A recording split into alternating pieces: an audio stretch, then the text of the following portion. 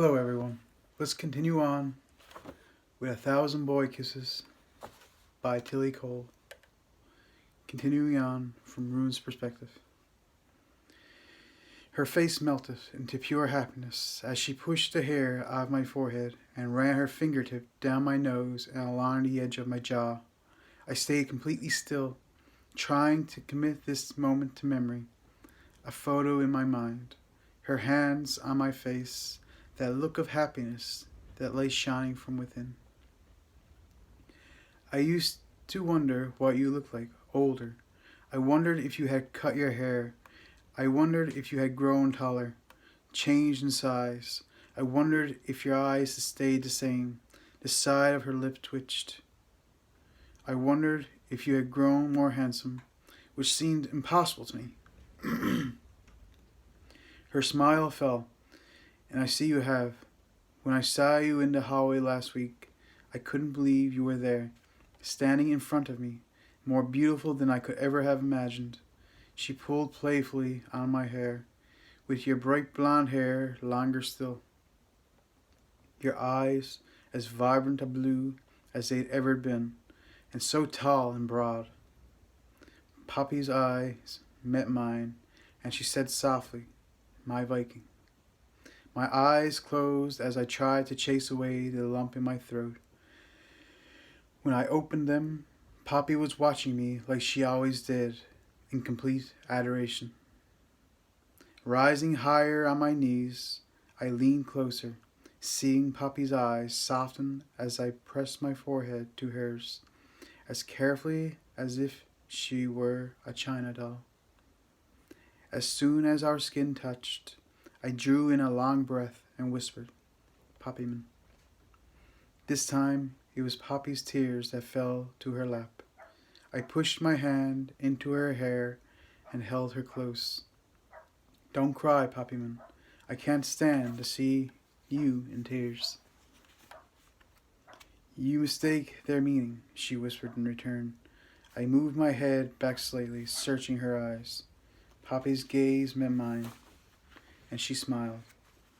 I could see the contentment on her pretty face as she explained, "I never thought I would hear you say that word to me again." She swallowed hard. "I never thought I would feel you this close to me again. I never dreamed I would feel this again." "Feel what?" I asked. "This," she said, and brought my hand to her chest, right over her heart.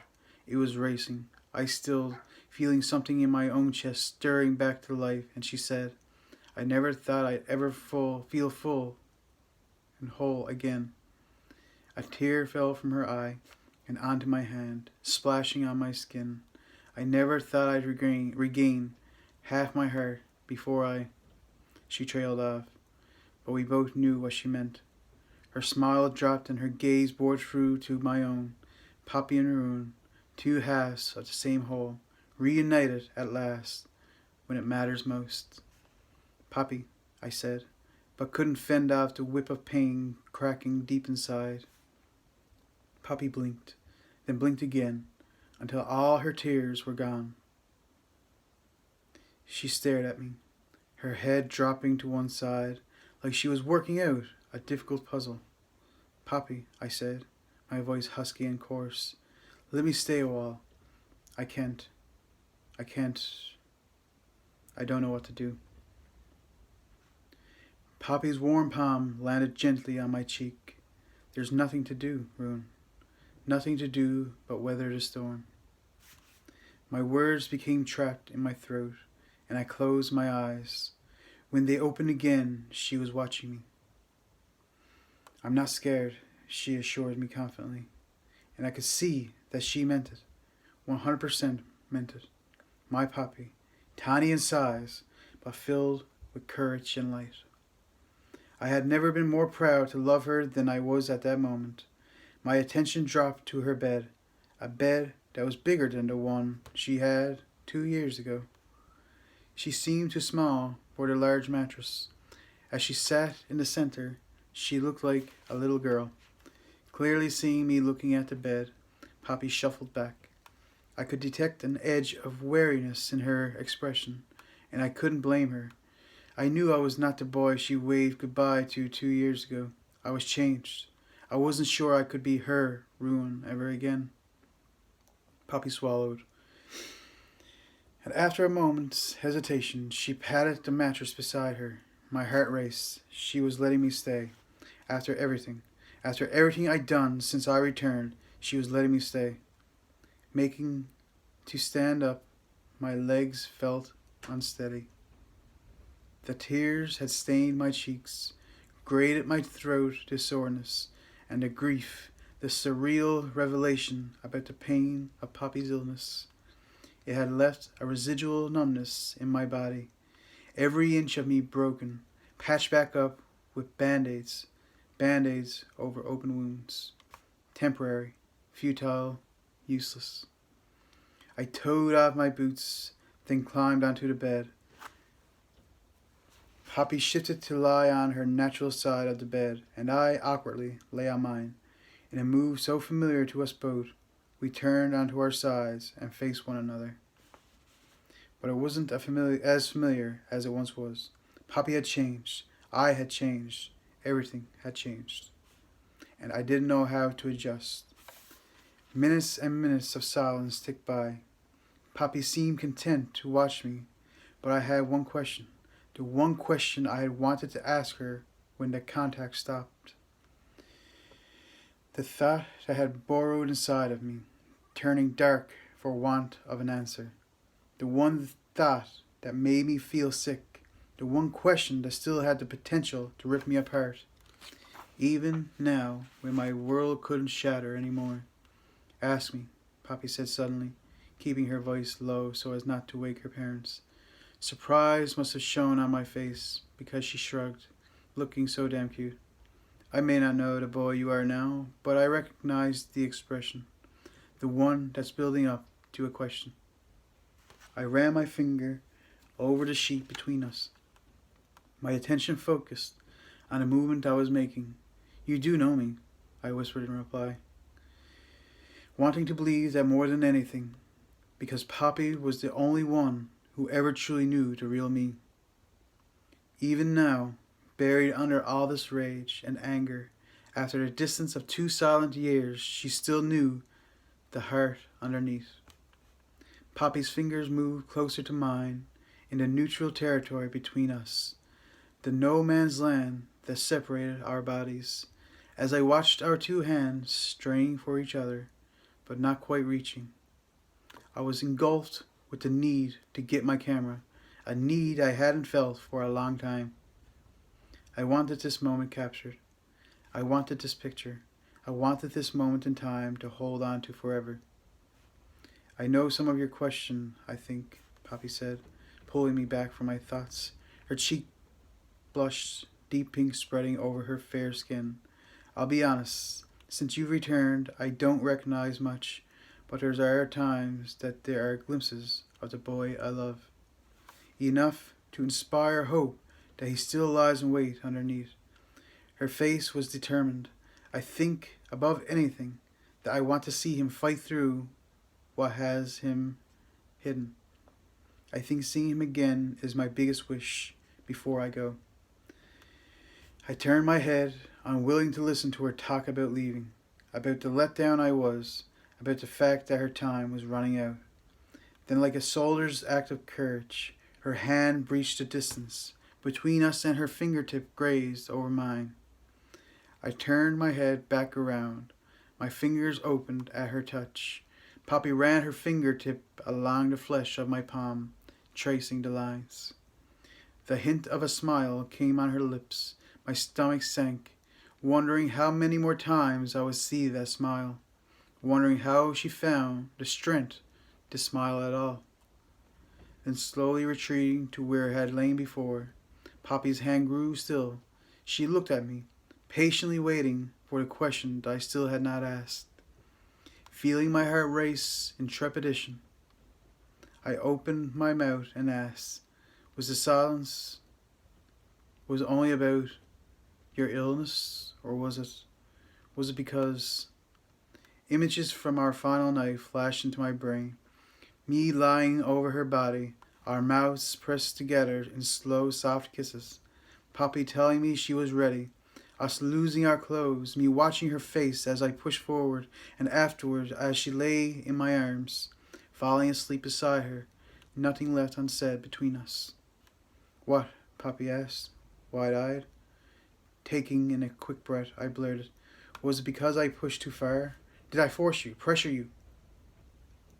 Biting the bullet, I asked, did you regret it?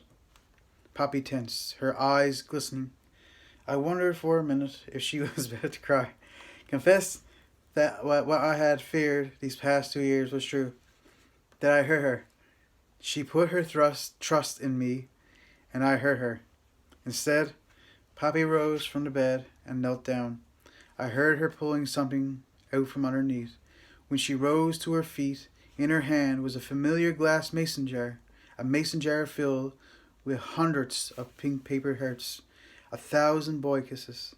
Poppy carefully kneeled on the bed, and tipping the jar in the direction of the nightlight's glow, she opened the lid and began to search. As her hand swirled around the paper hearts, I tracked the ones that traveled past the glass on my side. Most were blank. The jar was coated in dust, a sign it hadn't been opened for a long time. A mixture of sadness and hope stirred inside me. Hope that no other boy had touched her lips. Sadness that the greatest adventure of her life had come to a standstill. No more kisses. Then that sadness cut a hole right through me. Months. She only had months left, not a lifetime, to fill this jar. She would never write the message on a heart on her wedding day like she wanted. She would never be a mama reading these kisses to her grandchildren. She wouldn't even live out her teens. Rune, Poppy asked when new tears fell down my cheeks. I used the back of my hand to wipe them away. I hesitated to meet Poppy's eyes. I didn't want to make her feel sad. Instead, when I glanced up, all I saw on Poppy's face was understanding, an understanding which quickly changed to shyness, nervousness. In her outstretched hand was a pink heart.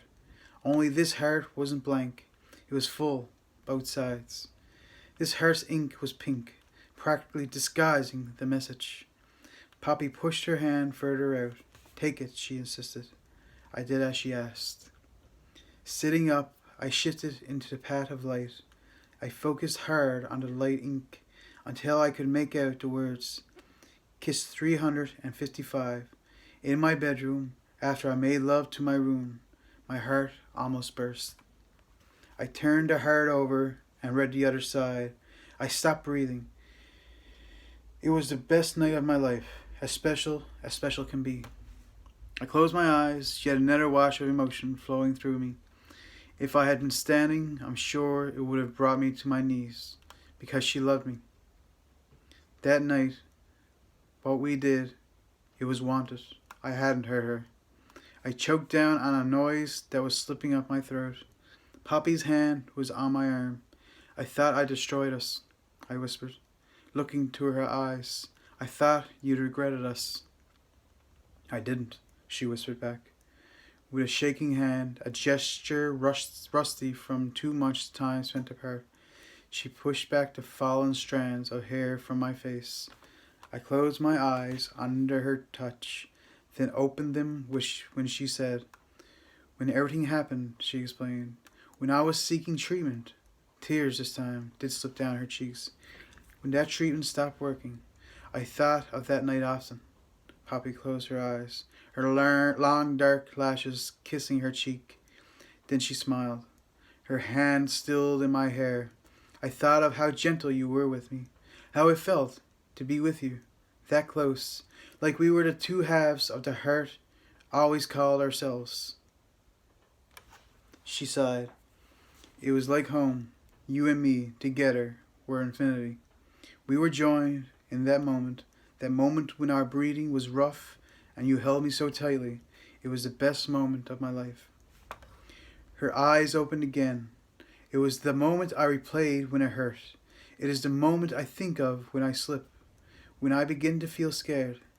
It's the moment that reminds me that I'm lucky, because in that moment I experienced the love my mama sent me on this adventure of 1,000 boy kisses to find. That moment when you know that you are loved so much, that you are the center of somebody's world so wonderfully, that you lived even if it was only for a short time. Keeping the paper heart in one hand, I reached up with the other and brought Poppy's wrist to my lips. I pressed a small kiss over her pulse, feeling it flutter beneath my mouth. She drew in a sharp breath. No one else has kissed your lips but me, have they? I asked. No, she said. I promised you I wouldn't, even though we weren't speaking. Even though I never thought I'd see you again, I would never break my promise. These lips are yours. They were only ever yours. My heart stuttered, and releasing her wrist, I lifted my fingers to press them across her lips. The lips that she had gifted to me. Poppy breathing slowed as I touched her mouth. Her lashes fluttered, and heat built in her cheeks. My breathing quickened because I had ownership of those lips. They were still mine, forever always. Poppy, I whispered, and leaned toward her. Poppy froze, but I didn't kiss her. I wouldn't. I could see that she couldn't read me. She didn't know me. I hardly knew myself these days. Instead, I laid my lips on my own fingers, still over her lips, forming a barrier between our mouths, and just breathed her in. I inhaled her scent, sugar and vanilla. My body felt energized, simply from being near her. Then my heart cracked down the center as I moved back, and she asked brokenly, "How many?" I frowned. I searched her face for a clue to what she was asking. Poppy swallowed, and this time she placed her fingers over my lips. "How many?" she repeated. I knew then exactly what she was asking, because she stared at my lips like they were a betrayer. She stared at them like something she once loved, lost, and could never win back. Ice coldness ran through me as Poppy pulled her shaking hand away. Her expression was guarded, her breath held in her chest as though protecting herself from what I would say. But I didn't say anything. I couldn't. That look on her face slew me. Poppy exhaled and said, "I know about Avery, of course, but were there any others in Oslo? I know there will have been, but was it a lot?" "Does it matter?" I asked, my voice low. Poppy's paper heart was still in my hand, the significance of it almost scalding my skin. The promise of our lips, the promise of our halved hearts, forever always. Poppy slowly began to shake her head, but then, shoulders slumping, she nodded once. "Yes," she whispered. "It matters. It shouldn't. I set you free." She dropped her head. "But it does. It matters more than you'd understand." She was wrong. I understood why it mattered so much. It did to me too. "I was away a long time," I said. In that moment I knew that the anger that held me captive had taken back control. Some sick part of me wanted to hurt her like she'd hurt me. "I know," Poppy agreed, but her head still low. "I'm 17, I continued. Poppy's eyes snapped to mine. Her face had paled. "Oh," she said, and I could hear every hint of pain in that tiny word. "So what I feared is true. You have been with others, intimately, like you were with me. I just..." Poppy moved to the edge of the bed, but I reached out and caught her retreating wrist. "Why does it matter?" I demanded, and saw her eyes glisten with tears. The anger within me dimmed slightly, but it came back as I thought of those last years. Years I'd spent drinking and partying away my pain while Poppy was sick. It almost made me shake with rage. "I don't know," Poppy said. Then she shook her head. "That was a lie. Because I do know. It's because you're mine. And despite it all the things that have happened between us, I kept a vain hope that you would keep your promise. That it meant that much to you too, despite everything." I dropped my hand from her wrist, and Poppy got to her feet. She headed for her door just as she reached for the doorknob. I said quietly, "It did." Poppy froze. Her back bunched. "What?" She didn't turn. Instead, I got to my feet and walked to where she stood. I leaned down, making sure that she would hear my confession. My breath blew her hair from her ear as I said, so quietly I could barely hear myself. The promise didn't mean as much to me. You meant that much to me. You still do. Somewhere underneath all this anger, there's you and only you. It will always be that way for me. Poppy still hadn't moved. I drew in closer. Forever, always. She turned, until our chests were touching and her green eyes were staring into mine. You. I don't understand, she said. I slowly lifted my hand and pushed it through her hair. Poppy's eyes fluttered to a close as I did so, but they opened again to watch me. I kept my promise. I admit it, and watched the shock cross her face. She shook her head, but I saw, you kissed. I kept my promise, I interrupted. Since the day I left you, I haven't kissed anyone else. My lips are still yours. There's never been anyone else. There never will be. Poppy's mouth opened and closed. When it opened again, she said, but you and Avery. My jaw clenched. I knew you were there. I was pissed. I wanted to hurt you like you hurt me. Poppy shook her head in disbelief. I stepped closer still. I knew seeing me with Avery would do that to you, so I sat beside her and waited until you appeared. I wanted you to believe that I was about to kiss her, until I saw your face, until I saw you run from the room, until I couldn't stand seeing the pain I caused. Tears spilled down Poppy's cheeks. Why would you do that, Rune? You wouldn't. Why? She whispered. I smiled humorously. Because you're right. I'm not the boy you knew. I was filled with so much anger when I was taken from you that after a while it was the only thing I felt. I tried to hide it when we talked, fought against it, knowing I still had you with me even if we were thousands of miles apart. But when you cut me off, I didn't care anymore. I let it consume me. It has consumed me so much since then that it has become me. I reached down for Poppy's hand and brought it over my chest. I'm half a heart. This, who I am now, was due to a life devoid of you. This darkness, this anger, was born from you not being by my side. Poppyman, my adventurer, my girl. And then the pain returned. For that brief few minutes I had forgotten our new reality. And now, I said, through gritted teeth, now you tell me you're leaving me for good? I choked on my words. Rune, Poppy murmured, and threw herself into my arms, wrapping hers tightly around my waist. Instantly, my arms locked around her like a vice. As her body melted into mine, I breathed. I breathed the first clean breath in a long while. Then it became restricted, strangled, when I said, I can't lose you, Poppyman. I can't. I can't let you go. I can't live without you. You're my forever always. You're meant to walk beside me through this life. You need me and I need you. That's all there is to it. I felt her shaking in my arms. I won't be able to let you go because wherever you go, I have to go too. I tried living without you.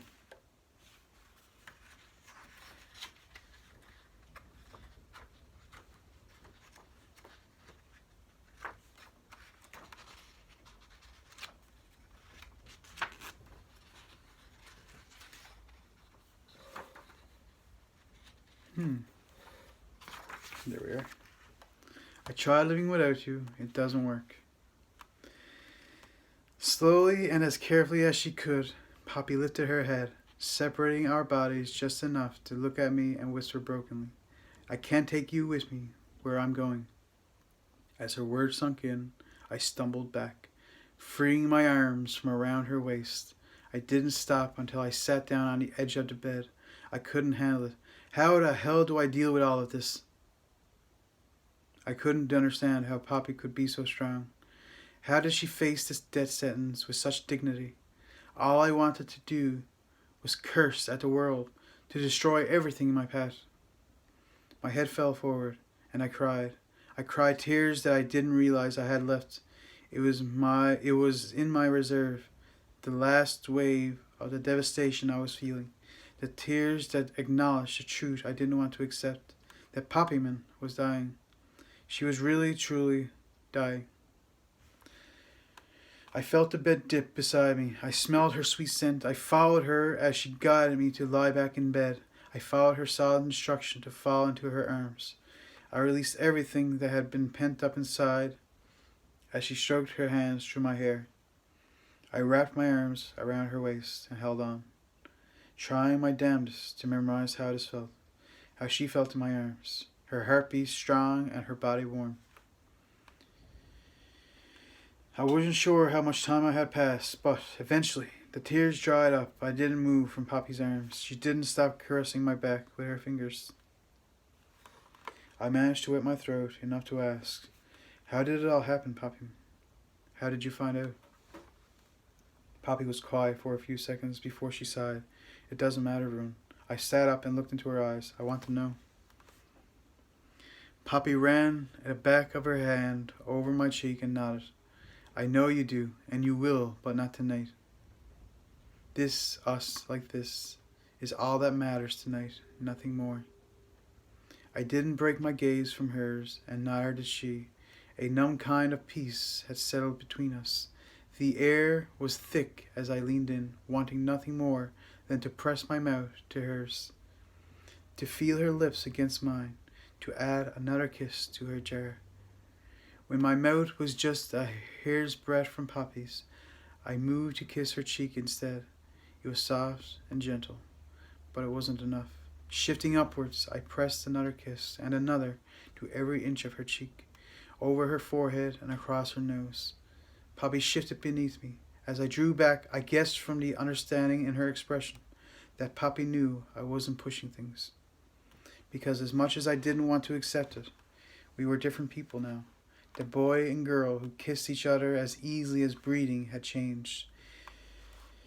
A true kiss would come when we worked our way back to us. I planted one more kiss on the end of Poppy's nose, causing a light giggle to spill from her lips. It seemed as if the anger had subsided, just enough to allow me to feel its joy take root in my heart. As I pressed my forehead to Poppy's, I assured her, "My lips are yours, not for anyone else." In response, Poppy whispered a kiss on my cheek. I felt the effects of this kiss travel all through my body. I tucked my head in the crook of her neck and allowed myself a small smile when she whispered in my ear, "My lips are yours too." I rolled to pull Poppy into my arms, and our eyes eventually drifted to a close. I fell asleep quicker than I thought, tired, heartbroken, and emotionally scarred. Sleep came quickly. But then it always did when Poppy was by my side. It was the third moment that defined my life, the night I found out I would lose the girl I loved. Knowing our moments together were numbered, I held on to her tighter, refusing to let go. She fell asleep, doing exactly the same. A powerful echo of who we used to be. We'll leave it out there for this video, but I hope to see you again in the next video. Bye.